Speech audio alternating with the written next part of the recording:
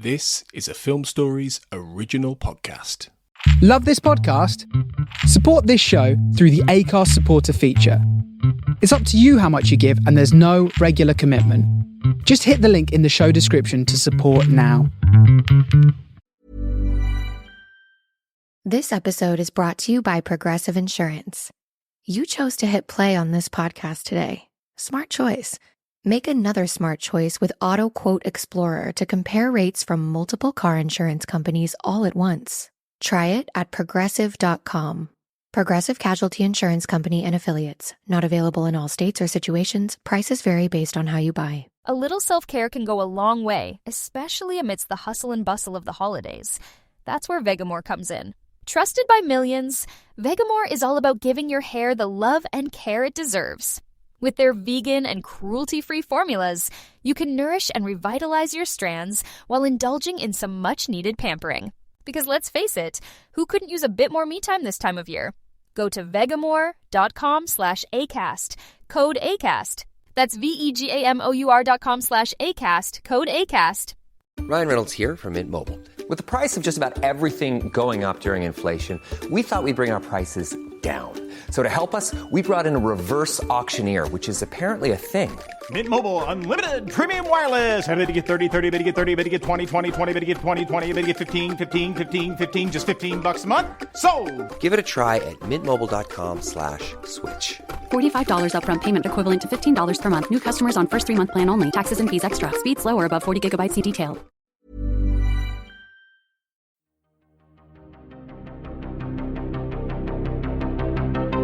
This is Writers on Film, the only podcast dedicated to books on cinema.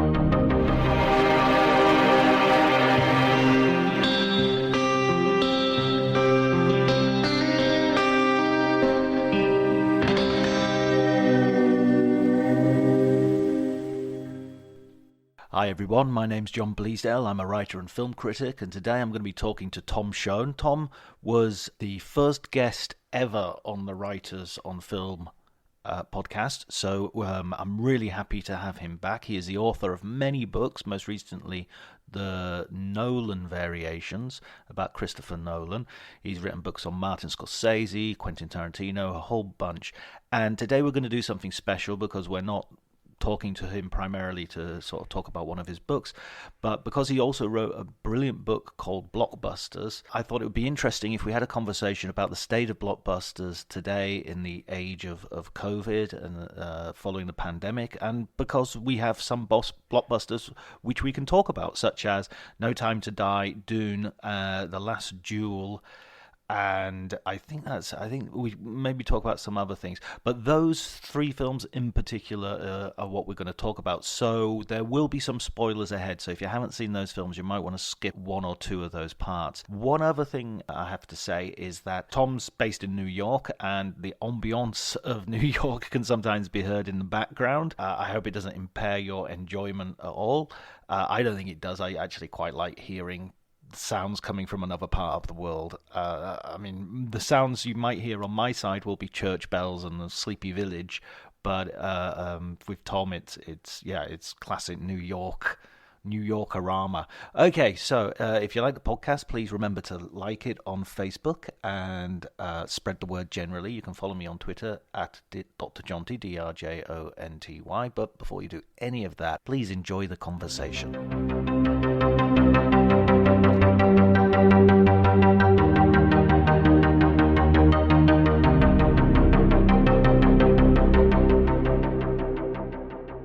We're entering a very strange landscape for blockbusters because even today I was reading an article by Brandon Katz all about how the whole business, the whole genre of blockbusters is going to change simply because they've lost so much money. And he was even this year, it's like 67% down on 2019. So I mean, that's almost 70% less money in the pot. How do you think it's going to go? Well, I mean, it's hard to see the Hollywood giving up on them in the sense that they really have been the backbone of the business for so long now. I see them as they're in the middle of the boat. They seem fairly safe to me, which isn't to say that there's not going to be some belt tightening or there's going to be preference for this type of film over another. But I can't quite see the blockbuster itself kind of, disappearing, certainly. But, I'm definitely well used to hearing that, they're about to bring the whole thing down to its knees and the death of cinema. And, that's been a kind of, they're frightening things. There's so much money and manpower and investment in them that, that shepherding them is a sort of scary business, and it always has been. And so I think, it would be strange if, COVID hadn't in some way alarmed the industry, even at that level. And I think we've seen that. I mean, I can remember thinking when Dune came out, feeling a little nervous for it, even though I hadn't actually seen it at that point. But it was getting good reviews, and there was a bit of me that was that split release that they had for it seemed very. The numbers could be quite soft. So I was relieved that it did so. It did well, well enough for them to come back for another one anyway. So yeah, it's definitely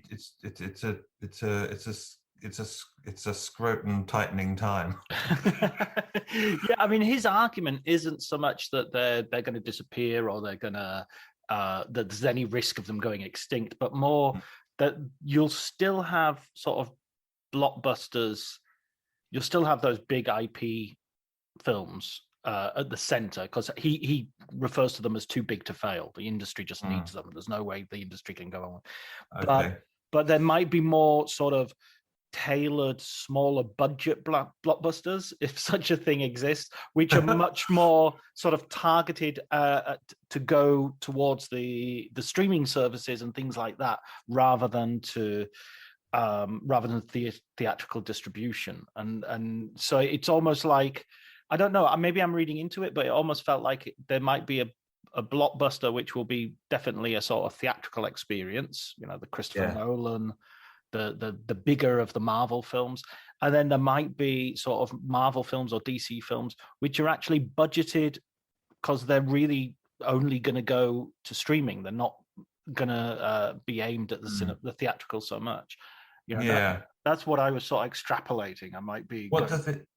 Did he have any examples? I mean, what does that second type of movie look like exactly? Like the one that's been budgeted down, that's a sort of mid-budget. I mean, well, I'm just curious. It's interesting. Like, I've for so long associated, blockbusters as just inherently expensive creatures, and it's sort of tied into like the reason people like them. You go and see one of those kind of big disaster movies by Roland Emmerich or a Michael Bay movie, and you're literally going to some degree just to see money being spent. Like, that's the attraction. Like, there's something about those effects. That you don't feel satisfied unless you've seen money being spent. And I don't mean that's explicitly so, but literally so, in the sense that the production values that you kind of want and desire just are inherently expensive. So it's curious. I wonder what a mid-budgeted blockbuster would look like. I mean,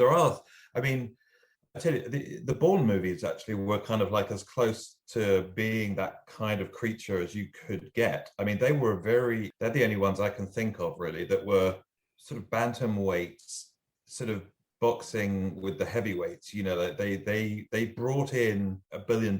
They competed against Bond. They competed against, the bigger spectacles. But in fact, for the actors and they're not particularly expensive. They were particularly expensive. So I can think of those films, but I wonder. I mean, and of course they're very earthbound in the sense that they're not superpowers. There's nobody with any, sort of earth-shattering. So there's that element of it. So is that the kind of film he meant? I mean, that would be. I could see those, but they're still very hard to come by. I can't remember if he actually sort of gave any real examples. I mean, I was sort of thinking of maybe the sort of second tier sort of Marvel character You know, they aren't the huge. I don't know how Black Widow did, for instance. I'm not sure if that would be an example of something which had an enormous budget and all the rest of it, but maybe didn't have the broadest appeal. Yeah, I mean, I think the thing that you would always have to look at is you just have to find somebody who could do the effects. Which the thing that makes them all expensive is the digital work. And I'm sure there are there are variations within it, but basically once you start using them, then you've got an expensive movie. And I can't Black Widow. I mean, unless they decide to do Black Widow as a kind of more of a spy, thriller, because she is a spy. I could see that working. In fact, it would have been a lot better if they'd done that. They were kind of aping Bourne in many other ways, but then of course they had to have their kind of big set pieces that cost a lot of money. But if you could have done without those and just made a Bourne picture out of Black Widow, then yeah, I could definitely, I could see that could work. I wondered why. I remember seeing this in X-Men 2, where X-Men 2 felt quite bloated, and it felt to me like there were set pieces that because they'd paid for them, there was absolutely no way they were gonna take them out of the movie, because it's like, how do you cut this set piece, which, as you say, with the digital effects and everything, is eating up a heck of a lot of your budget. And I just sort of wonder about something like Black Widow, where who's going to see a Black Widow movie going if they don't have a scene where a huge sky palace falls to Earth? I'm going to be disappointed. I'm not. Is that really what audiences are going for? Yeah, I mean, here's the thing. It's sort of wishful thinking, in the sense that what that would then require is a lot more work done on their scripts, because Marvel just sort of are very, I think, lackadaisical with the script. They just, because they know that's not really what's making them their money. So they cook up these things in a year and then that's it. But so they would have to go back to the business of sort of making movies, essentially, and that's the difficult one. That's the that's the one where you have to put in the years of work developing scripts and sort of working on them with producers. And it's sort of, that's in a way but they've got this easy shortcut, which is that they just make it expensive and make weirdly, it's become less risky for them to make expensive movies than it is for them to make cheap movies. Like they're in this sort of weird logic, and it makes sense that it's actually safer for them to spend a lot of money, which is weird. But they've been in that trap for like decades, and I can't really see a way out of it. I mean, it's a bit like asking somebody to sort of grow younger. Like the industry has sort of got to a certain level.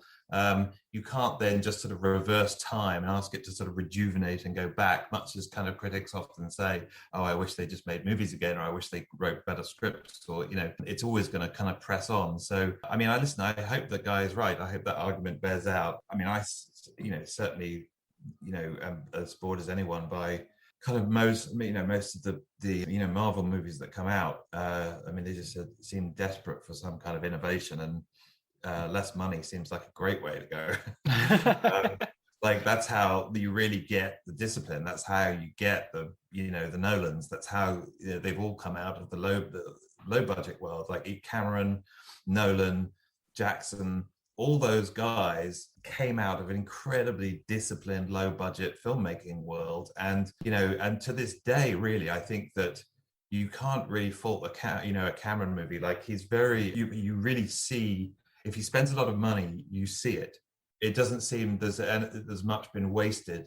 I mean, that's the feeling, that rather sinking feeling that you get of just sort of like, of just from a lot of the Marvel movies, of just sort of delight piling on delight in terms of the way they look. And it's sort of cloying. But I never get that sense. There's a sort of, no matter how expensive they are, Cameron movies or Nolan movies, they never sort of feel wasteful. They don't feel like there's too much fat on them. They don't feel bloated. That sort of terrible sense of like kind of engorgement that you get from those sort of superhero films, they're actually quite lean things, so there's an art to them. But yeah, it's the ability to spend money well and in a disciplined way is hard, obviously, to come by. What do you think of the sort of the recent sort of blockbusters that we've had, the sort of the return to the cinema, the return to the theatrical experience? It seems that we've had like something that critics have been sort of, ought to be celebrating. We have real auteurs turning up to direct blockbusters. You've got Denis Villeneuve with Dune. You've got Carrie. Dune Bond. Yeah, Dune Bond, and you've got Chloe Zhao doing The Eternals, which I haven't had an opportunity to see yet, but I have seen the first two. What do you think of that? As that feels like something different.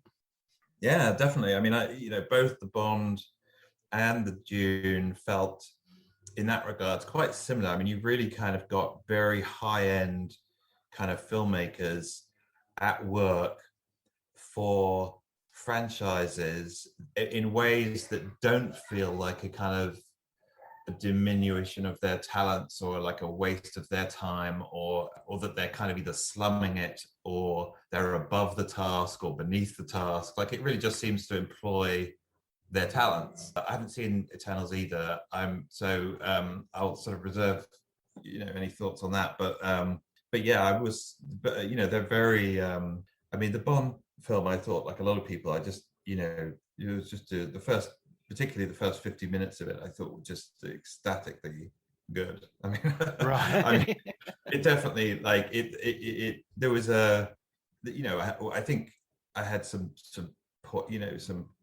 criticisms of the sort of middle. I mean, what did you think? I mean, how did it go in Italy? Well, for me, I really, really liked it. I'm hugely invested in Bond. I mean, I've read the books numerous times and I've seen all the movies. So I've got and I actually did a sort of COVID rewatch, however long ago it was when COVID started, a year and a half ago. And I found it was interesting rewatching them back to back and just going, oh my God, they get really rotten quite soon. It's, it's pretty much, and all of the Roger Moores, which of course was my James Bond when I was a kid. Mm-hmm. Oh, they're not even films anymore. They're just like parody with action sequences, which are then ruined by soundtrack jokes and a guy looking at a bottle and looking askance at Roger Moore and a gondola. Tramp who, it's just when he comes out of the sea. Yeah. So I really rate Daniel Craig. I think he did something, and I know people say, "Oh, Timothy Dalton tried and Pierce Brosnan tried," but they always tried within the constraints of a still recognizably Roger Moore-ish Bond setup, and Daniel Craig just totally, I mean, and obviously the production team and everything totally ripped that up, and I really rated No Time to Die. Yeah. I thought, I agree with you. I think the middle's flabby, and I'm kind of surprised that they were sitting on this movie for a year and a half after it was completed and locked and everything, and nobody thought, you know what, can we trim a little bit out of the middle? Can we just make it, I couldn't work out what the baddie was actually doing.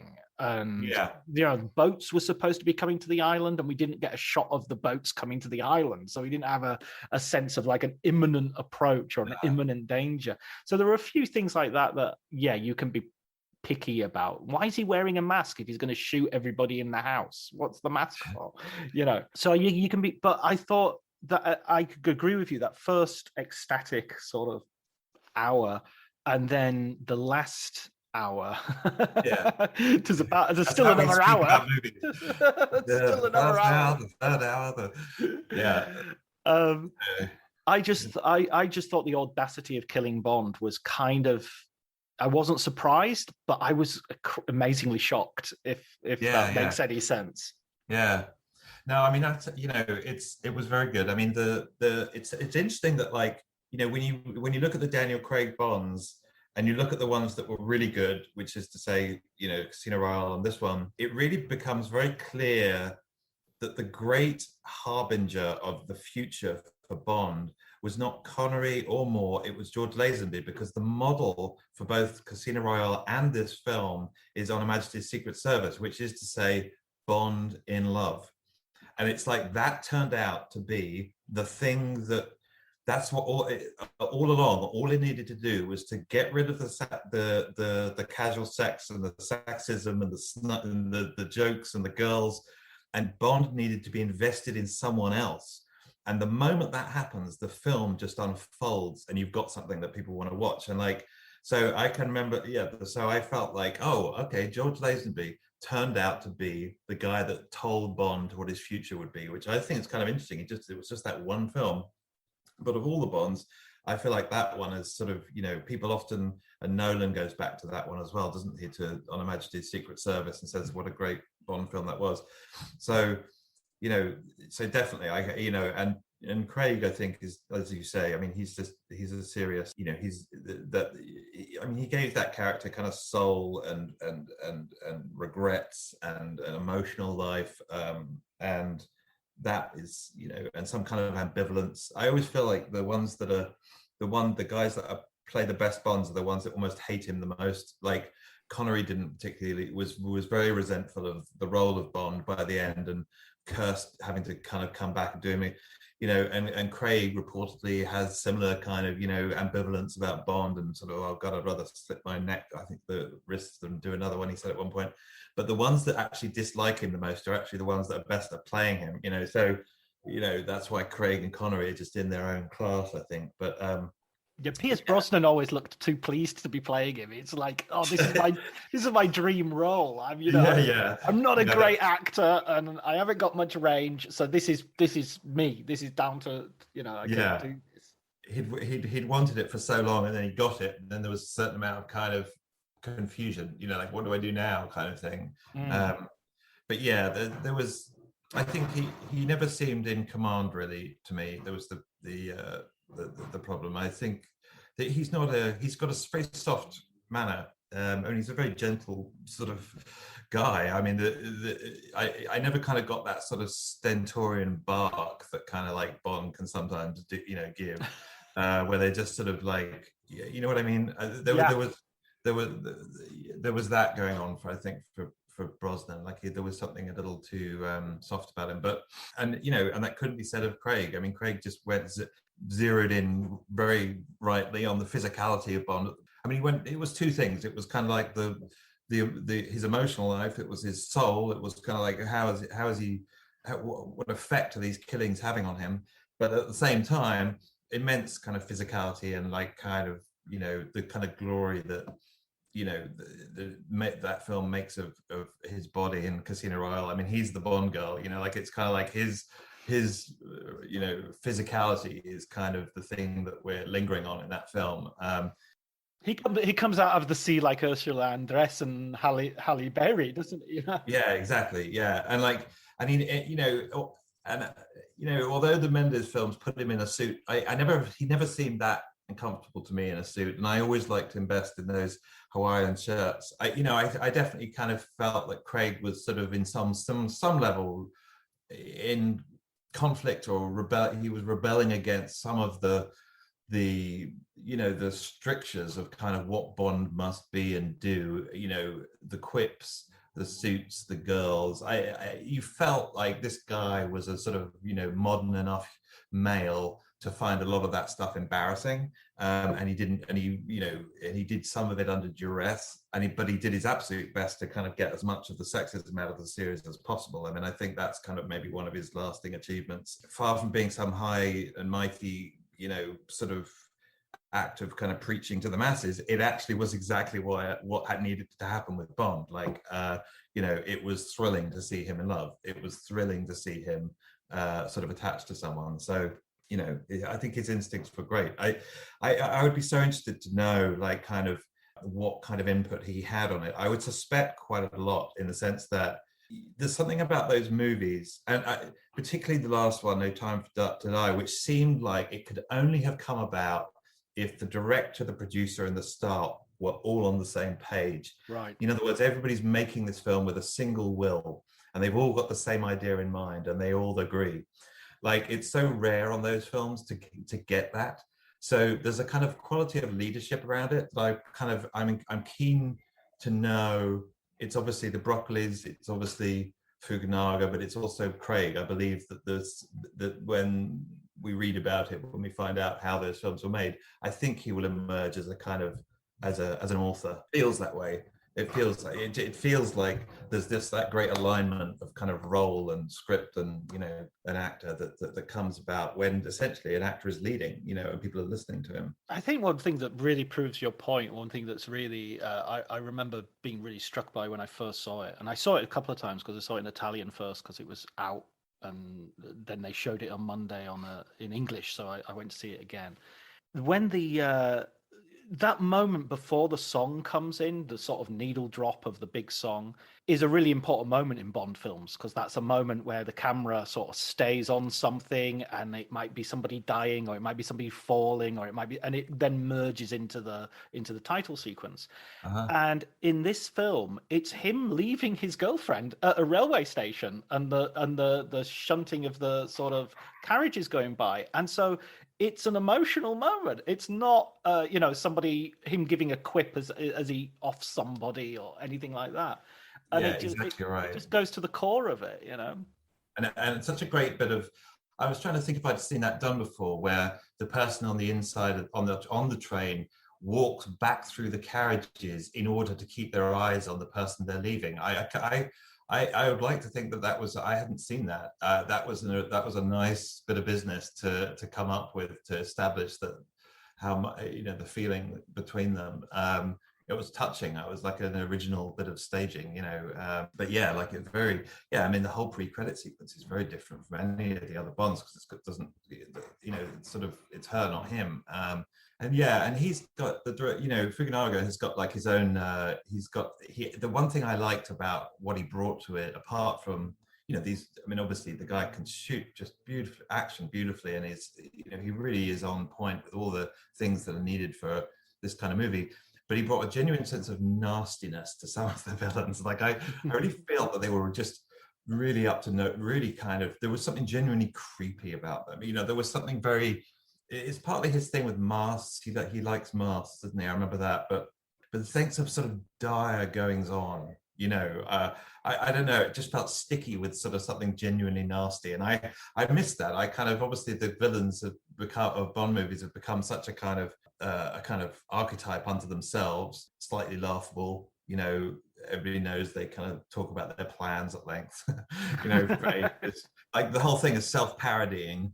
But I feel that there was a sort of genuine nastiness to the film, which I appreciated and liked. And Spectre seemed, in the first 50 minutes, and one of the reasons I love that section so much is they just seemed like on you, like like a swarm of. I really felt like they were just this unstoppable force, and it's sort of very rare that you feel that in the first hour of a Bond movie. I mean, you generally kind of find out about the plot, and then you see them in the sort of at the end, and then you have perhaps a battle, and then they're overcome.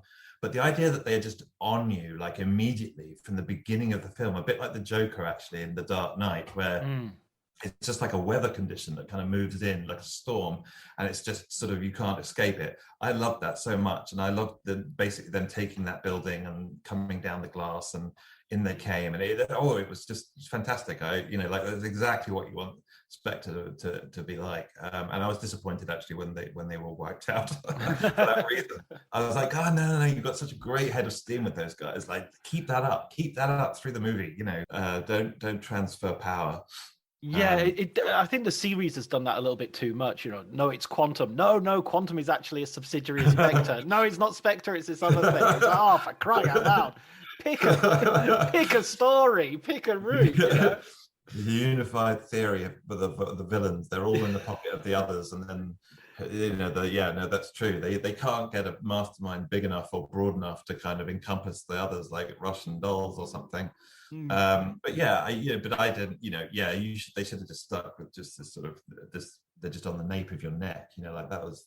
That's all I need to know. Like, they're just unstoppable. But yeah, and also the idea of like Bond essentially working for the CIA, freelancing. That was also so intriguing that I wish they had stayed with that longer. And I think it doesn't. I think M brings him back in again about the halfway mark, and I was immensely disappointed at that. I was like, no, God, I want the whole movie to be like Bond is kind of working for the CIA, and maybe he comes back in again at the end. That would be great. But like, don't like hand it in, like, like that was disappointing, because M was turning out to be a pretty good bad guy too. So it was like, yeah, I like the idea of him waging, in basically the battling with his own service, but then it's a bit like, nope, forget about that. Yeah, they sort of spend that a bit cheaply. They set it up really well, the 007 and everything, and then when she sort of says, you can be 007, it felt like a child sort of plot point. Now is it okay if I pass him the crown? It was sweet. It was kind, wasn't it? Yeah. Yeah, like, where was the rivalry? Yeah, it just sort of dissipated. I thought, talking about that nastiness that you mentioned, for me, the best narrative nastiness was the gag that sort of kills him, basically, which is this: there's a poison that you're deadly to the people you love, which is just like, you've made the subtext text right there. Yeah, that's right. No, it's good. I mean, the idea of poison was great too. Like, that's something we hadn't really seen much of, I think, since. I think they get in From Russia with Love. They Elsa Krebs, didn't they? Had some poison there on the stabby her shoe. Yeah, stabby kick. Yeah. Terrified me as a kid. I hated that so much. Oh my God, it's so simple, right? Just somebody comes up to you and kicks you, and you're dead. But yeah, no, it is a classic bit of kind of spycraft, and so yeah, it was nice to see them sort of expand upon that. That it was surprising that that nobody had done it before. It was all nuclear, wasn't it? And it's literally. See, if that was Roger Moore, he would have said, toxic masculinity." Yeah, right. Yeah, there you go. That's funny. Yeah, no, he would have done. That's definitely where it was going. I mean, it was certainly. I think it's very gratifying to see kind of a lot of intelligent, talented people, hitting the bat with the ball, with some force, and it just sort of really working for audiences, and for all the sort of legitimate complaints there are about that, the industry, franchises and blockbuster movies and whatnot, it definitely is important to kind of call out the ones that work, and that and when there is something driving it, they're deserved successes. And I felt that with that. It was a happy success. Where do you think it will go post? I mean, nobody's going to be. I'll put a spoiler thing in the show notes to make sure nobody complains. But with him dying again, I mean, that stunned me. How much that stunned me. I just think it was so well done. It was like, it's friendly fire. He's called it in. It's self-sacrificing. It's genuinely heroic. And annihilating. There's no ambiguity. There's no maybe he's fallen in the Reichenbach Falls and he'll be back. I mean, that definitely was surprising to me too, that there was no ambiguity and that you actually had a shot of his, but essentially him vaporizing. And so that is interesting. I mean, the thing that nobody's done but could still be done is obviously young Bond. In other words, make it as a period movie. I mean, I've always wanted somebody to make Bond as like a period movie set in the 60s. So a bit like, Edgar Wright with Last Night in Soho, where you just got like, all those, period details, which are just so lovely.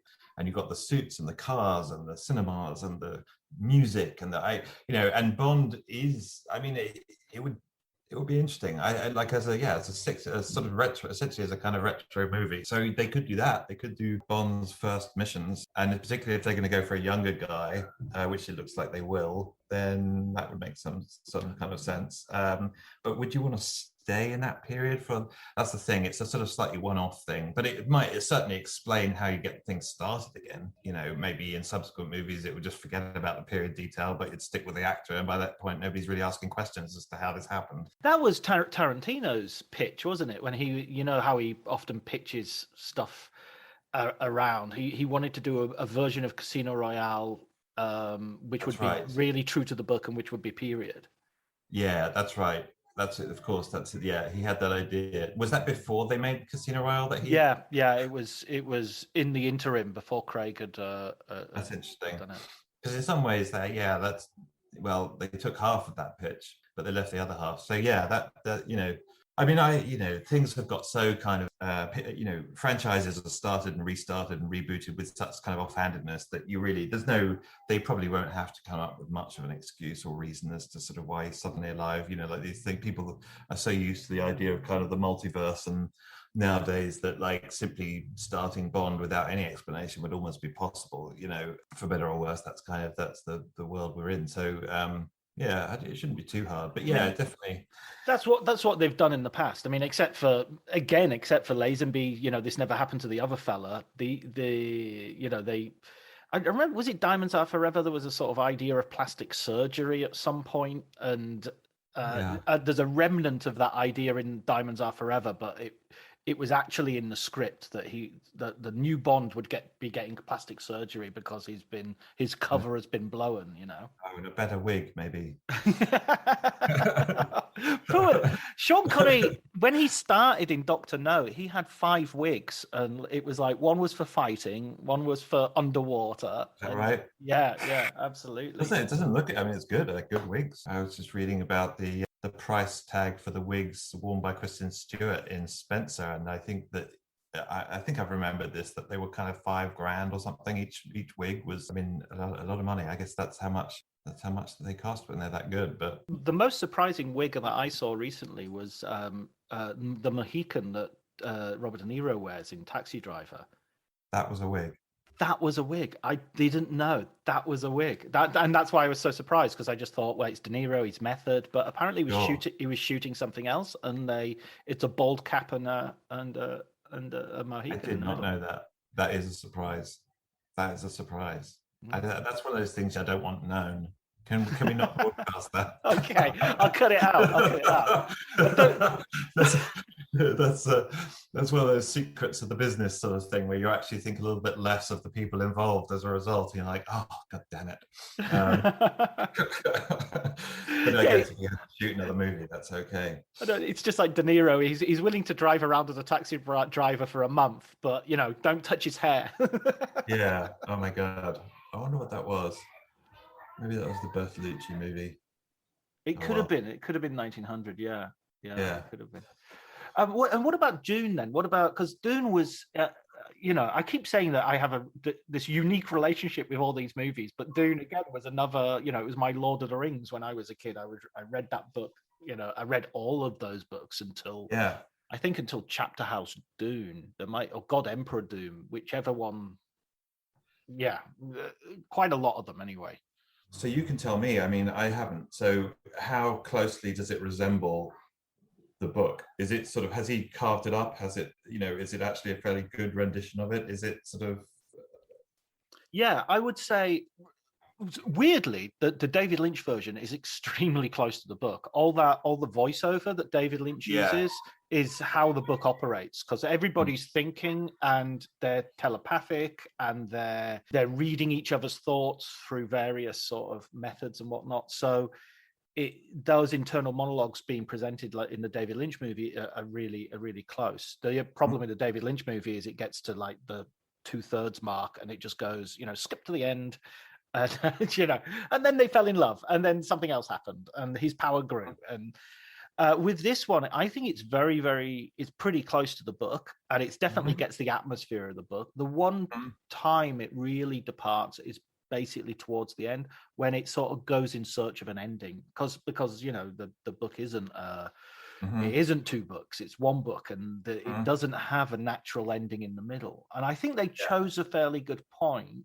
I liked the idea that he's the first person he's killed, and that has a sort of narrative, that he's passed. And it's kind of quite interesting that such a big film has such a smallish, but makes it big, makes that personal moment really big. He's become a killer. So I thought that was great. But the bit immediately preceding that, where they go around looking for a copter and there's Duncan, Idaho, all of that stuff was pretty much, I think, was pretty much invented and was. I figured that was put in as an action scene because they needed something big to go out on. Yeah, that's interesting. I mean, that makes sense. I mean, I was kind of braced for the ending, because I was a minor complainant out of Empire Strikes Back for that reason. I was like, but hang on, it hasn't wrapped up. and but of course, you know, I learned to love that film. But with this, I was prepped that the ending was a bit like that, and I was braced for it, and therefore I found that the atmospherics were such that I didn't mind. I felt that it had built up sufficient sort of head of steam. I mean, it's all pressure and atmospherics, that movie, isn't it? Like, it's sort of like the sound in your chest, the way you feel it in your chest. It's like a physical, you know, sensation. There were times when I felt a little bit like I was just being shown a whole bunch of extraordinary sights, but that the action or drama wasn't necessarily being advanced. I remember there's sort of good series of sequences where you just feel this massive happening, and it's the sound lifts you out of your seat. And at the end of it, you sort of think to yourself, well, what's just happened? It's like, oh, well, they just landed. That's like a one line of script. They land the ship, but it's sort of taken minutes, and it's, you know, your eardrums, and, you know, and so there was less sense that I got. I kept on thinking about what makes action memorable. And I was thinking about, like, how in Star Wars, you know, when Han just sort of tosses the blaster to Luke, and Luke just catches it and starts blasting. And for some reason I really remember that, because it was just sort of like so great. It was so functional. It was none of this, oh, here's how this works. It was just like, catch this and start, and then bam, he was off, and suddenly he was now operating at a slightly more heroic level. Luke had grown up a teeny bit the moment he started doing that.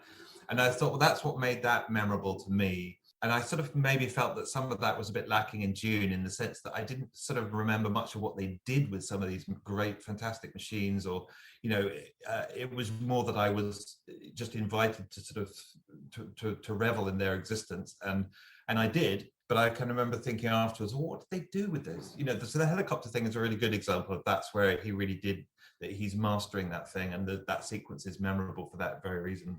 There's a lot of kind of tech reveal in the first hour that's just kind of like, it's magnificent, but it's just kind of like, well, what is it doing? You know, like, but yeah, it's definitely magnificent. I sort of, you know, I was wowed by it, and subsequently I felt a little bit wobblier about it, in the sense that I kind of felt, when I listened to people's criticisms of it, I sort of felt they had fair points, and you kind of go, no, that's true too. So there is perhaps a slight emptiness there somewhere, but it's also just such a physical movie. I do like that, and I think that his design eye is absolutely fabulous. Like the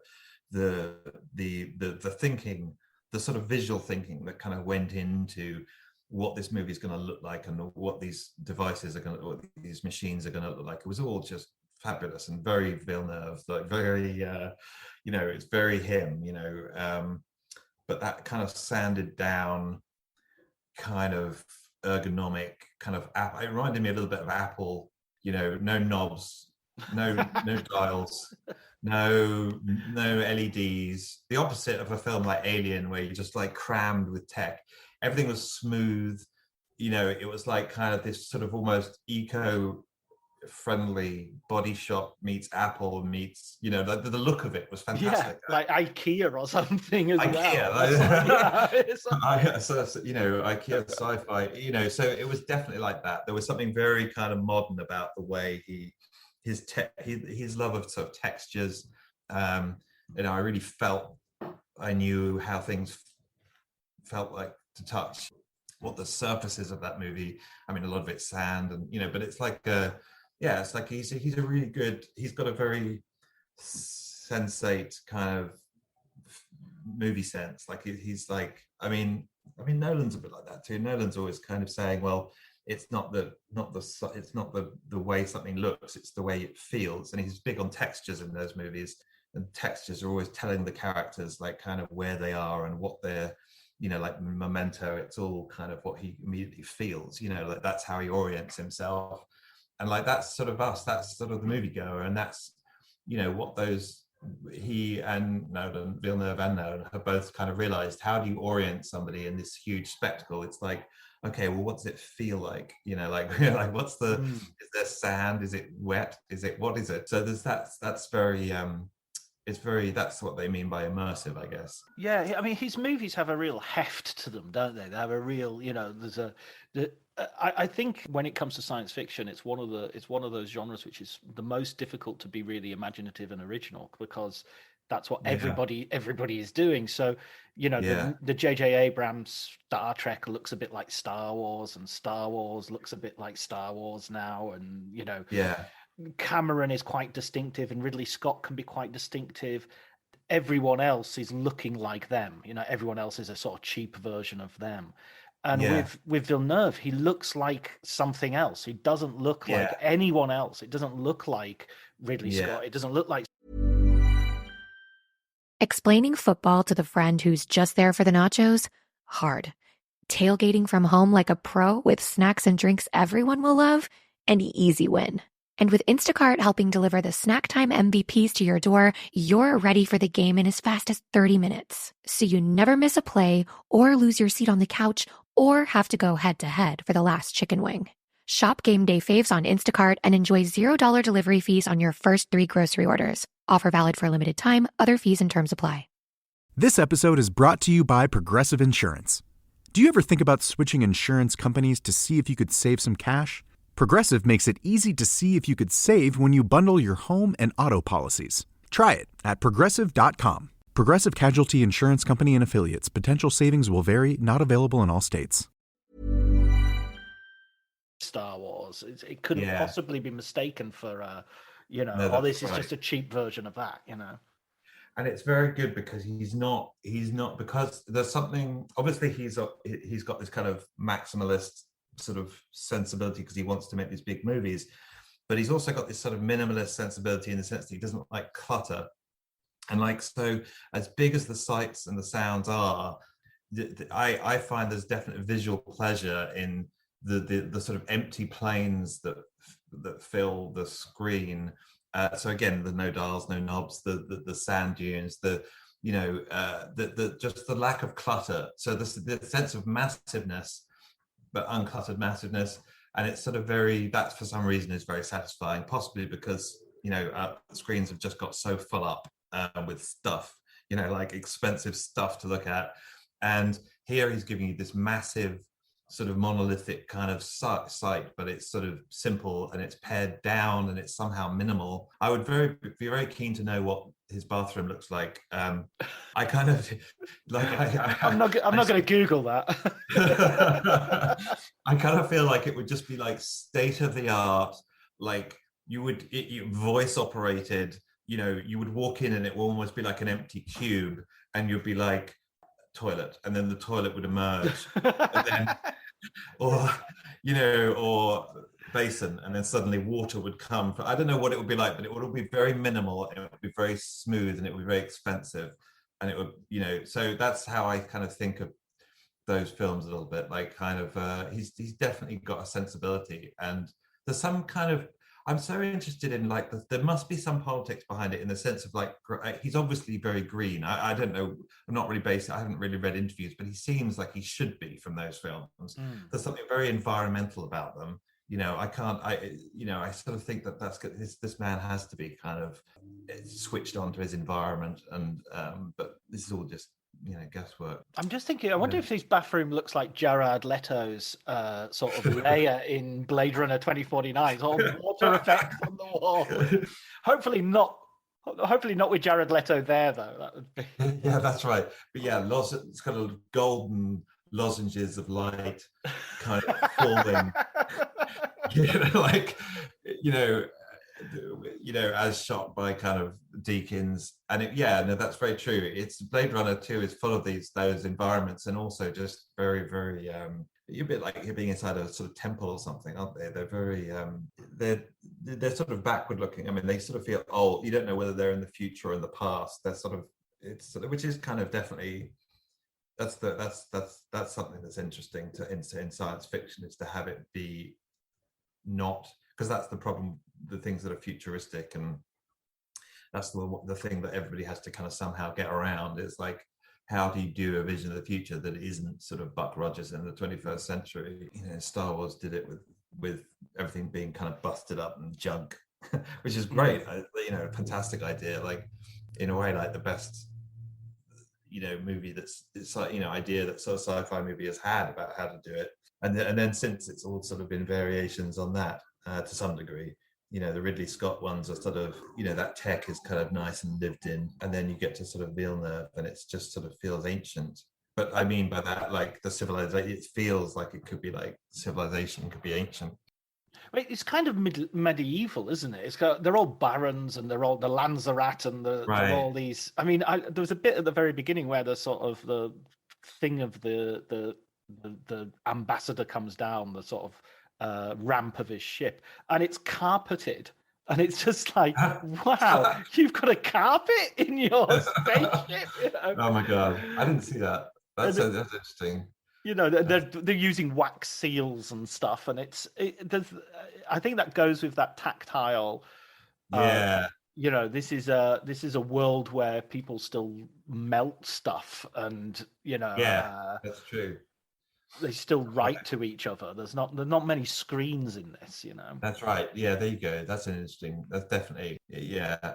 Is it set in the future? It is, isn't it? It's massively in the future. It's like 100,000 years in the future, sort of thing. Yeah. So things have kind of gone through sort of several cycles. But even the fact that the MacGuffin is like spice, it's like they're going after salt as a commodity, or it's And the other thing that evoked for me was, I mean, a lot of kind of things do is just sort of some of the sort of the look of fascism. There was a lot of kind of Leni Rieflin style in some of those arrivals. The armies in perfect uniform lines stretching to kind of infinity and whatnot. And of course, that's, I think, very conscious. He's depicting a kind of genocide, isn't he? And he's evoking the fascists, the German fascists. So it's like, so that was definitely that was an interesting kind of design element of it. But yeah, he's definitely got an eye, and he's definitely got something new to say. His eye is new, so to speak. So yeah, you do want him to make I want him to make something small again, though, because there is that slight danger now that like he's made the slight suspicion that this movie doesn't quite dispel that I had from Blade Runner to 2049 was that the sort of cinematography was kind of, it was almost directing the movie, and that there was sort of, it was a sequence of fantastic, just cinematographic coups, like just these amazing environments and that are revealed to us, and that the actual thing stringing us along, was actually pretty meager, but these fantastic set pieces. So different kind of set piece from the Marvel films in the sense that they're much more like these sort of church-like environments where you just enter and experience them, but nonetheless a kind of a set piece sort of syndrome. And you want him to kind of definitely not let that get the better of him. I mean, it felt like it almost was with Blade Runner. There was a sort of something a little bit empty rattling around in the center of that film. Oh yeah, I totally. I think Blade Runner is a film that I loved when I first saw it, and it took me a couple of viewings to realize how bored I was while I was watching it. That it was there's a real boredom aspect because he just can't. He has no economy when it comes to story, and there's no sense of like, look, you don't need to see him get out the car, go down the corridor, go up the lift, knock on his door, go through the door. You can skip a bit there. You can just go, you can just go a little bit further. And I think with Dune, I think it worked better with Dune because there was more of an epic scale. So the pageantry and all the rest of it is part of the story. But I do think he is a director who can't, or at least I was going to say he's not really interested in set pieces. I mean, there aren't any. Not action, no. Yeah, there aren't any real scenes in the film. I mean, the most compelling scene that I think back to is the one with the John Gabar needle and the box of pain. Is a really stunning scene, and it's very simple. Whereas the invasion, where everything gets blown up, and Josh, what's he called, Brolin. Is running and commanding, I think. That there's no, if Peter Jackson was doing that would have been a 5-minute battle that Sure. that would have had a mini narrative within itself.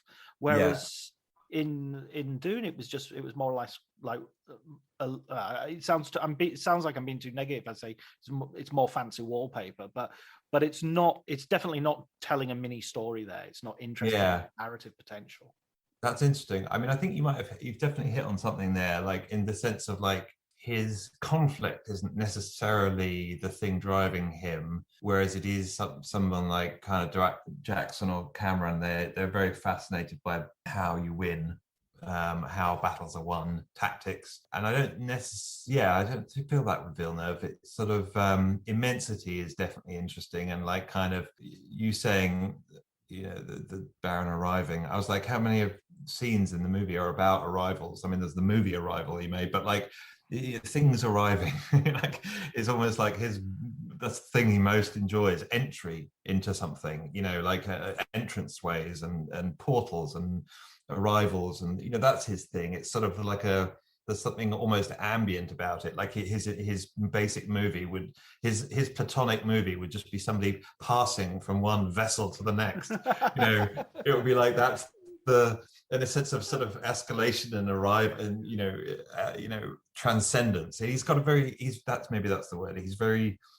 There's something a bit transcendent about him, and I'm not sure that it's great in the terms of making kind of satisfying action or getting us on the seat of the edges of our seat, in terms of suspense. Will Indy get under the descending rock door in time?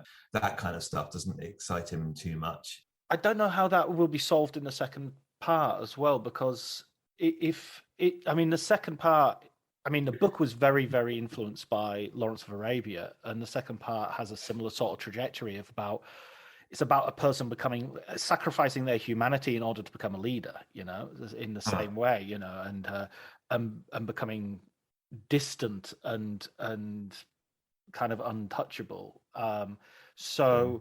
I wonder, and kind of victorious. It's kind of a triumphal march. It's not like it's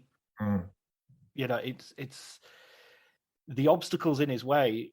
It's full of bits of people. Who is this boy? Oh no, he's beaten us. It's full of those moments. Well, you'll know it from the David Lynch version, I guess. Yeah, it's like I think I'm expecting the second part to be a little bit more narratively satisfying. There was definitely a sense of sort of setting his balls in motion for this one, and introducing us to everybody. But the story was just getting started, really, I guess, in narrative terms. They're on the run. That's how, that's sort of just a lot of time to get there. Yeah, because it's about, as you say, like kind of him out of his environment and into the desert environment, and that his exploration in that world is kind of the story. Essentially, we've just got there.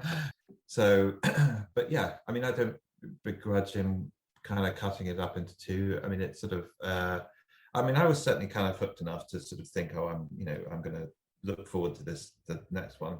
And yeah, I was just glad again that it was a success, although I was frightened for it.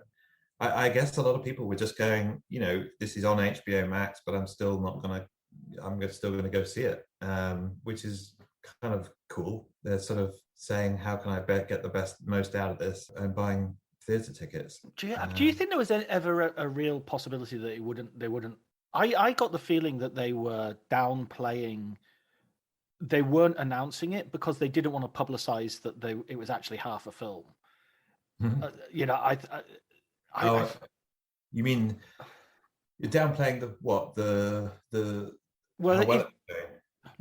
if they had announced before the film was released, if they had said, and we've greenlighted the second film, people would go, well, why have you done that? Well, because it's only part one.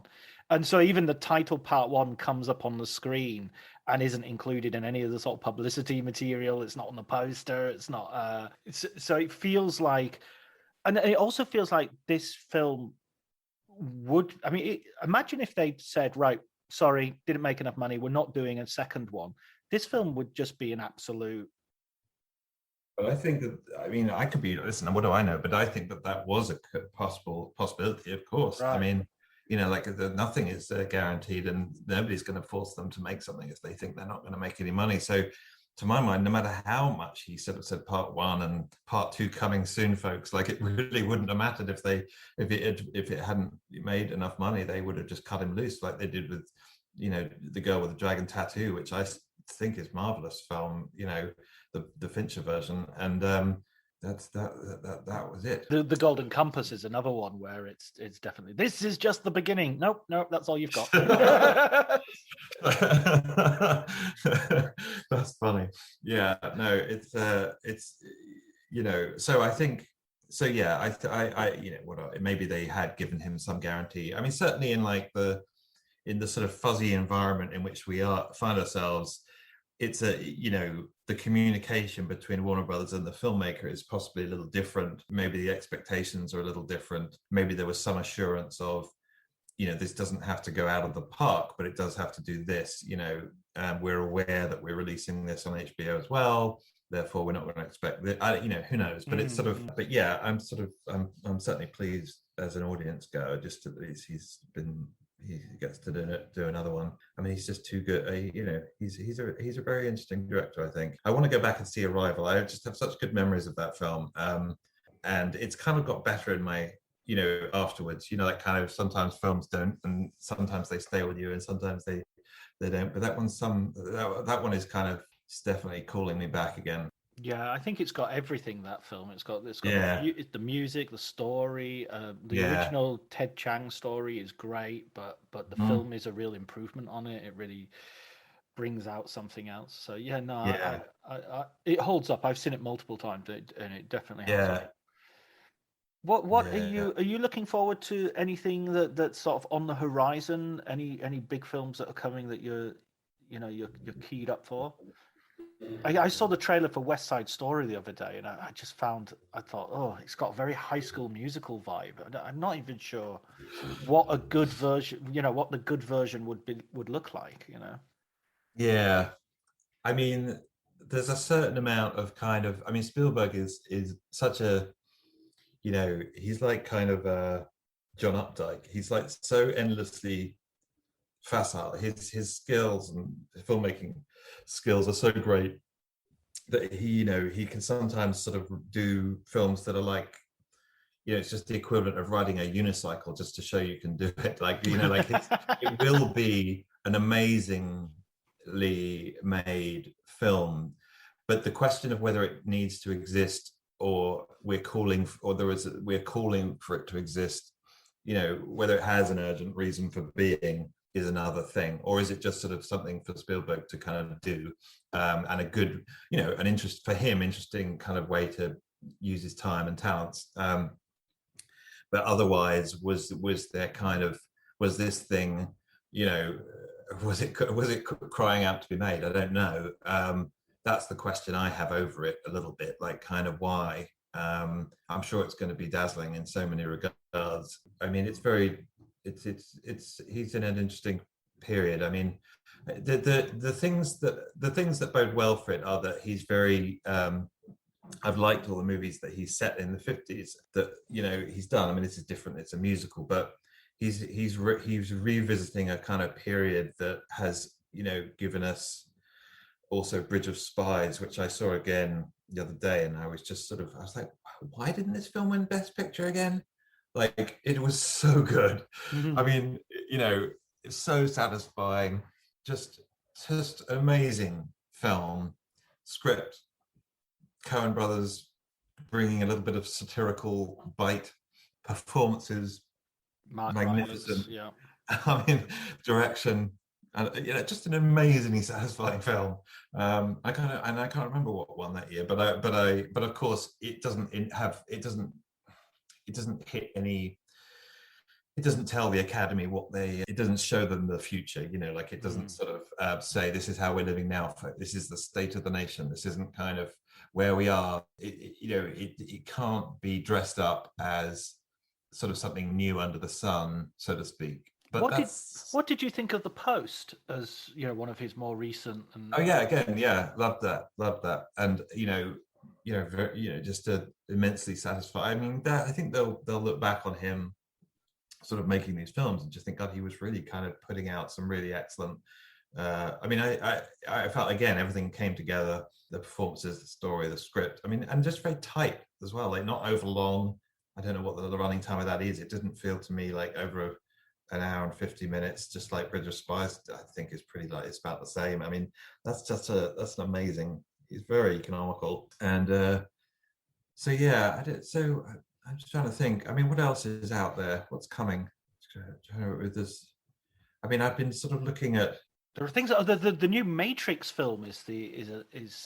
Oh yeah, something I keep seeing a trailer for, and yeah, a little bit like West Side Story. It's like, oh, okay, all right, are we going back there?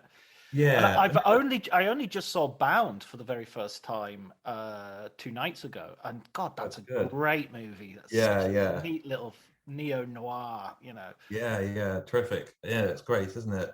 Yeah, I mean, with the Matrix thing, it could be anything really. I mean, I sort of the second two was were, I think, so disappointing that there's a sort of there's a slight weariness about this, and can it escape the fate of those? Because the basic premise is so permissive. It's so lax. It encourages such laziness. That you're kind of, can they put the genie back in the bottle again? Can they kind of summon discipline from that idea? I don't know. You hope so. And certainly there's going to be a good hour, the first hour of re-exploring that world with these characters now older, and that's going to be fascinating as they're called back to it. I can easily see that being a good hour of cinema, but yeah, it's sort of, there's a question mark over whether they can, it's like a kind of can they unpickle the gherkin? Like, it's kind of like, can they go back to being, can it be a cucumber again? You can try. So it doesn't help that he looks so much like John Wick in the trailer. It's like they haven't sort of thought, right, let's really distinguish him from, let's cut his hair or do something. It's like Harrison Ford turning up in Blade Runner 2049 just wearing whatever he was wearing that day, Yeah, no, exactly. And so, there's that. I mean, the other good, Batman, I think that looks interesting. I think that's a kind of good idea that he's come up with, in terms of, again, that's a kind of noir, very much seems like a kind of noir period styling, which kind of is, the 30s, 40s, I guess, but like kind of that's kind of when the character first kind of emerged, and that's a good idea. Whether he, you sort of hope it doesn't get too blown out of that, actually, because you sort of, there's immediately going to be a tension between, noir was sort of never, it never sort of lent itself to sort of bloat, in the sense that it wasn't, you don't get huge sort of set pieces, and you never get a noir that lasts 3 hours, like it's tends to be very kind of fleet and kind of economical and kind of straight to the point, and there's sort of that kind of writing, and you hope that it doesn't get kind of hijacked too much by the blockbusteritis,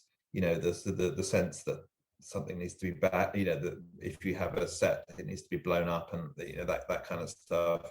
Yeah, I was thinking about that when I was watching Bound. I remember you saying our previous conversation, talking about the Coen brothers setting a template for how filmmakers should go in terms of their careers, and you had the idea of doing Blood Simple as your calling card movie. Seems to have been repeated by loads of filmmakers, including the Wachowski siblings. That it's almost like, I think David Putnam said something about you should make a horror movie as your first film because it'll be cheap and you can show all your skills off. And I think noir does a similar thing. Definitely, yeah. I mean, a plot twist is the simplest and cheapest kind of special effect in that sense. Like, it's the biggest jolt to the audience that isn't a sort of massive explosion or that costs a lot of money. So you get that. I mean, then Nolan's first film, Following, is similar. The Usual Suspects, similar. All these people like start with these kind of crime thrillers. Reservoir Dogs. Reservoir Dogs. So and they're very disciplined, and they're very kind of they have to really work on those things, and sort of shave the edges, sand them down, and tinker in the shed for many years getting those things to work well. Yeah, it's definitely a shame. I was thinking it's very there's such a thing as like there's nothing like first films, because when a filmmaker is a nobody, and they are setting out to kind of be somebody and to charm us and to entice us, but like there's something about the massive like effort that they put into those things that's to charm and to entertain and to sort of that gets lost once they feel they have us. It's a bit like a relationship where the person is they seduce, and then about 3-6 months in, they just begin to get bored with the relationship. And I kind of feel like that. I feel like that with like filmmakers sometimes, that once they have us, something magic goes out. Something goes out of it for them. They don't. They like if you ask Tarantino to make his name, like none of the movies that Tarantino has made recently, although I did like the last one, but the other ones could have made his name for him. Right. As calling card movies, they simply wouldn't work. And so that's very, that's so disappointing in a way. Like kind of, Reservoir Dogs is so economical, and it's so seductive, but as I say, I feel like now he's got me, and we're both, there's a certain amount of kind of boredom, and are both our parts. And do we still want to go through with this? And should we talk about breaking up? It's like a kind of like those conversations. Sometimes they can feel a bit like that, and it's sort of. But yeah, the first movie test. I often think like, would this celebrated filmmaker, if they then gave me this film as their first film, would it have started the career? Would it have jump-started the career that I know they've just had? And very few of those films pass that test. Like there's a certain kind of laxity kind of sets in. Would the French Dispatch launched Wes Anderson? Yeah, I mean, it's interesting. I mean, like they're the discipline. I mean, he's such an interesting case. I mean, he's like kind of, I think of him as a bit like Malick, in the sense that like they're just making like one movie, and we get like new installments of the movie every year or so. Here it is, and now it's got Colin Farrell in it. The next time you see it, it's going to have someone else, like that. Yeah. That's how it feels. And like kind of, he's very, exactly what they're going to be, and they're kind of, there's a slight sense to kind of overlook. He has kept the standard up. I mean, they're very beautiful things, but I find myself getting bored by them, and I kind of look forward almost to the time when I can rediscover them and kind of go, oh, aren't they great? Rather than see them afresh. I kind of find I like them better when they're in the rearview mirror, and I can look back on this nice row of kind of films and feel how satisfying they are. But there's always that slight disappointment that they're not Rushmore, which I do still think of as being just so unusual. It's just got that first movie charm, that kind of like, I'm going to set out to get you. I'm going to set out to seduce you, not welcome to my world, which you know very well. There's a sort of defensiveness, isn't there? I think if as soon as a filmmaker set out their stall, it's sort of like, you take me or leave me. Know what I'm like. I know, and from the other point of view, I can see how frustrating it must be for them to have people turn on them, because to their mind, they're doing exactly the same thing they did last year. Like, you used to find it funny when I joked about lobsters,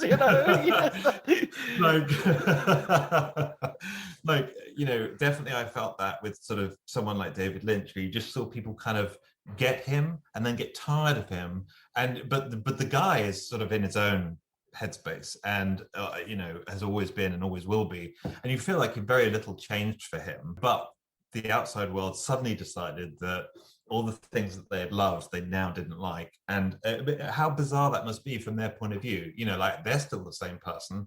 They're just doing what they always did. But now, no, we're bored of them. So I get it from their point of view too. But it's a curious business. I mean, they risk self-consciousness, because we come along and we point out what their little tricks are and what the little trademark camera movements are or whatever it is. And they weren't aware of this before, but now they certainly are. And we've sort of ruined them to some degree. Like, we've made them very conscious. And if they're any good, I think it's because they were largely unconscious in the way that they were making them, or as unconscious as you can be, really. And then we come along and tell them what their peccadillos are. And thereafter, they can't escape that. And I think maybe we talked about this when we talked about Tenet, but Tenet definitely felt to me like he now knew where, what Nolan-esque meant, and right.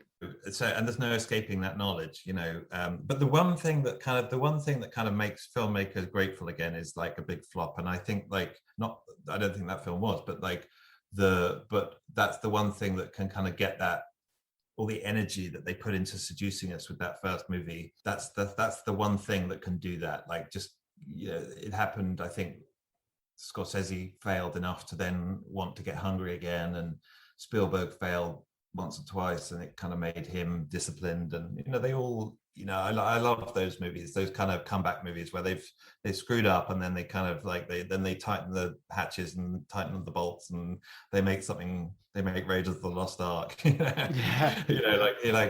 There's no greater moment. There's some, they've learned, they've listened to what the audience had to say, and they've responded. So then the relationship goes on. Yes, like, exactly. Okay, I love you again.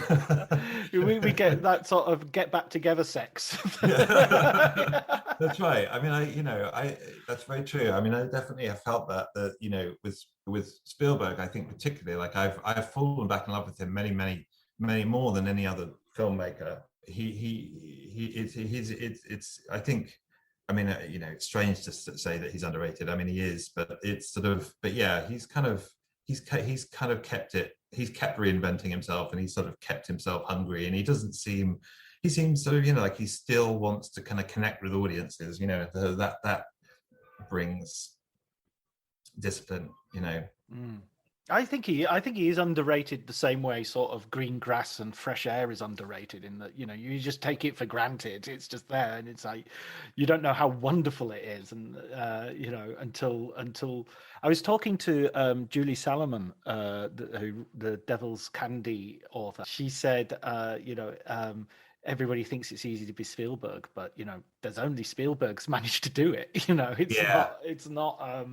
There aren't that many directors who you can say are Spielberg, except for Spielberg. Yeah, definitely. I mean, I think he kind of he ticks every box, and he also, I think, because he's sort of got that kind of naturally, he's an entertainer, he's humorous, he's got a great sense of humor. Like, he knows how to make these things sort of slip down. It's very easy to kind of overlook that.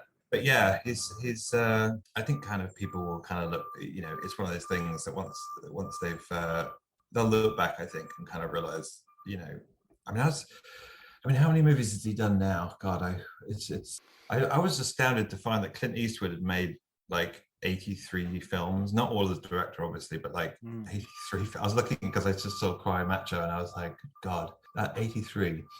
I mean, that's just an extraordinary. Is that even physically possible? You're going to a sort of old studio system sort of numbers there, Michael Curtiz sort of. Yeah, that's right. You don't really get those numbers now, because very few, directors are it's so much harder really to make movies to get the funding together than it ever used to be. I believe that's true, and like people think very carefully, and so you have these careers that have these stretches where they don't make a film, and it just seems to me it boggles my mind, the idea that like Fincher had a few years where he had time to do a Netflix series, and partly because funding for movies didn't come together. It's just astonishing to me. Like, I find it shocking. One last blockbuster I wanted to, and then I'll let you go, because you've been really generous for your time, Tom. So I really appreciate it. But one last talking about directors who have been sort of churning out films, especially in recent years. Ridley Scott, The Last Duel. Did you get an opportunity to see that? Yes. Yeah. What was your take? And I felt the some of it was absolutely wildly entertaining. Ben Affleck is literally like bolts of laughter, like from people, like at different points, too. Like, I've seen that with Farrelly Brothers movies a little bit, where like, you're not all reacting as one, but like suddenly you're aware that person over there found that really funny, and then this person over there. So we were all laughing at slightly different things, but all finding him amazingly entertaining. And I loved him in that. I really did. I did feel like, at the risk of sort of spoilers, that the three stories weren't quite different enough, that that I kind of wanted there to be more revelation, in the sense of, this tells her story needed to kind of tell me stuff I didn't know. And that there was, so that sense, there was sort of overlap, and I couldn't understand some of the retreads, and I mentally I was fast forwarding it through certain sections for that reason, but that said, I like Matt Damon's performance too. I thought he was terrific. I loved his willingness to play this kind of increasingly ugly man. So yeah, it's sort of, I think, I mean, it's curious. So what did you think? I mean, you rated the last, if I remember rightly, you rated it highly, didn't you? You were yeah. I went big on it. I was very impressed by the fact that this is like a Ridley Scott historical piece, and so you're expecting the first third. You're expecting the Matt Damon story, because there's lots of battles, there's lots of bloodshed, there's lots of heroism, there's a stoic masculinity that's not very good around women, but that's part of his charm. And even the filmmaking is very sort of very conventional. And then when it comes to the second bit, suddenly the filmmaking's a bit more fluid. It's funny, it's sexier, and it just felt like, how old is Ridley Scott that he's able to actually sort of be pastiching himself and undercutting himself? And then when you got to the final piece, it felt like it was something totally different. And I get what you mean by, it's not Rashomon. There's not a no. He puts his thumb on the scale of justice and says, "Look, this is the one. This is the truth here." Yeah, he does with the subtitle. Yeah, exactly. And I mean, even if he didn't do that, I think narratively it's obvious. Yeah, it's use your horses for ploughing, man. Yeah. I think there is a thesis to be written on Ridley Scott and agriculture, because he seems to, in the Kingdom of Heaven as well, he sorts out irrigation for the Arabs and works out how to, how to run a farm.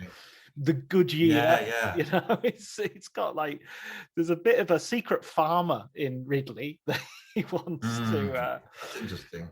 Yeah, he's very good. I mean, yeah, I love too the middle section. I think that is the sort of the Affleck, where we see the most of Affleck, isn't it? We get the inside of that court, and we get the orgies, and that's a section he wrote as well.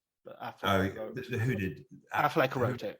Oh, did he? Because Matt Damon wrote the first section, Affleck wrote the second, and oh, really? Nicole wrote the third. Oh, I knew that she had done the third one. I didn't know that the two had divided up the second and the first like that. Yeah, I mean, I definitely had like kind of all sorts of fears going in, thinking like Damon and Affleck together in this period movie, aren't they going to wreck it to a degree, because their own chemistry is so. I mean, it's the problem of all American actors is that I kept expecting Jimmy Kimmel to turn up at some point.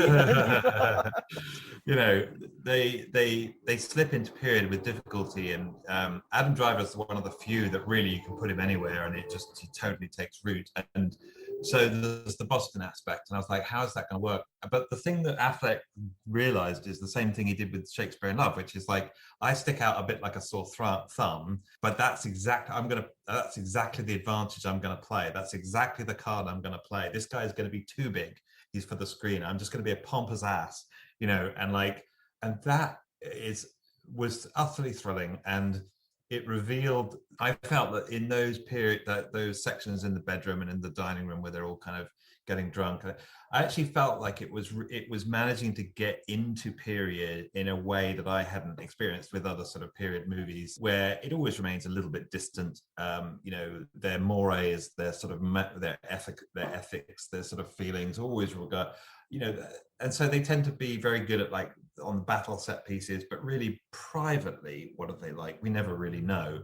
Braveheart, like what's going on, like when they're having dinner, who knows, who cares, like it's in the bedroom, who knows, who cares. But with this, I sort of felt like there was an intimacy, like, oh, I know exactly who these people are, and he seems to too, and it's very unusual. I haven't seen it before, and I believe it, like it was like a, and you sort of think there is a very strong sort of satire on the court in there that's very it's very, the morality of it is very, his feel for the kind of the corruptness of it and the sensuality of it is really something. Like it's very there's something, the only person that's popping into my head a little bit is Fellini, because he kind of is doing similar things, but so they're not very similar at all in other regards, but in that regard, that sort of sense of like kind of really sort of sinfulness that you actually kind of enjoy and regret at the same time, and it's almost too obscenely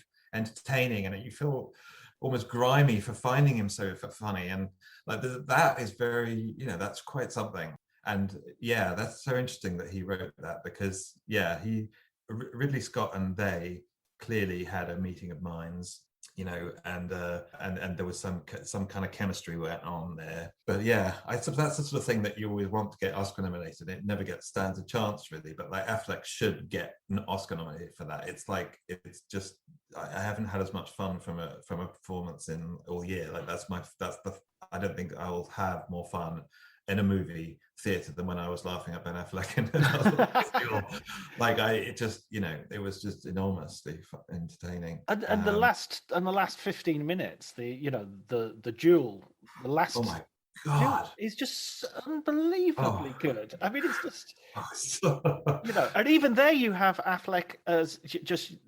He sells the pathos of like he's just in his best friend, Oh my God, I mean, I can't. The memory of that final death is just with me, like the brutality of it all. I mean, my God, I don't want to say any more really, but it's like it was, he definitely he understand, like he definitely. The thing about those films, I love the sound. I love the way everything feels so heavy. The armor feels so heavy, and the horses, and those swords just seem like they were taking such an effort to lift. Like that sort of stuff. Where I really kind of, I feel like he's the perfect director for that period, and the weather conditions. He loves snow. It's like a snow that kind of goes up, though. I always have a niggle. It's the snow that's sort of, where's it going? I've never seen snow go up in the air. It usually falls down. In omnidirectional snow that filmmakers do like. That's interesting. Like Nolan likes that. That snow is in the last Batman film too, when they're on the steps and they're fighting. Like it is a very cinematic kind of snow actually, because it's sort of it enlivens the sort of atmosphere. It fills the frame in a way that's unpredictable, I guess. Yeah. But it doesn't feel like a trudge. Like through. So yeah, that's interesting. Atmospheric conditions. Brilliant. Okay, man. Well, thank you so much, Tom, for totally. I'll let you get back to your what is it, Veterans Day? Oh yeah, Veterans Day. Exactly. Get back to actually more like kind of entertaining my daughter for the rest of the day. So we'll see. But yeah, thank you. It's really entertaining. It's a great conversation, and let me know when it goes up. Yeah, I will do. I'll edit it and send you a copy beforehand. And yeah, I'd love to, I continue these conversations whenever you like, because they're great. Just get some new films out and come back. Yeah, nice one. Take care, Tom. All right. Bye-bye.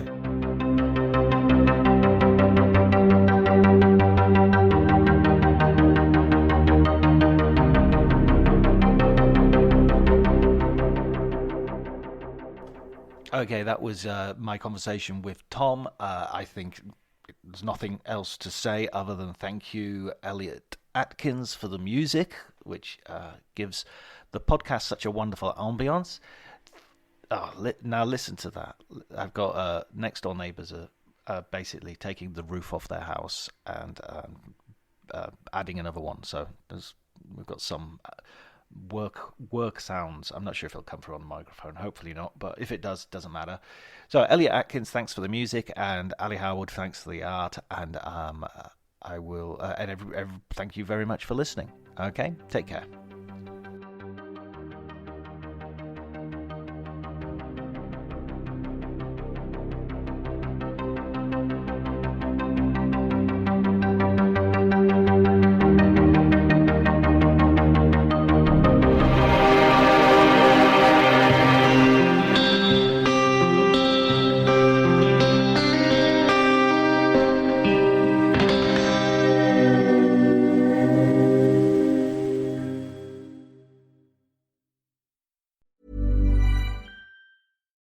Cue the fireplace and your favorite fall movie. There's nothing better than a cozy evening at home with a glass of First Leaf wine. First Leaf is a personalized wine club that delivers right to your door. Sounds magical, right?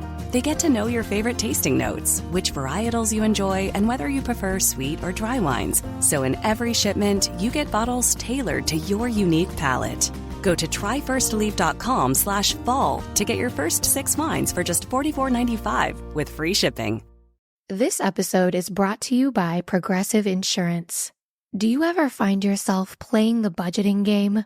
Well, with the Name Your Price tool from Progressive, you can find options that fit your budget and potentially lower your bills. Try it at Progressive.com. Progressive Casualty Insurance Company and Affiliates. Price and coverage match limited by state law. Not available in all states.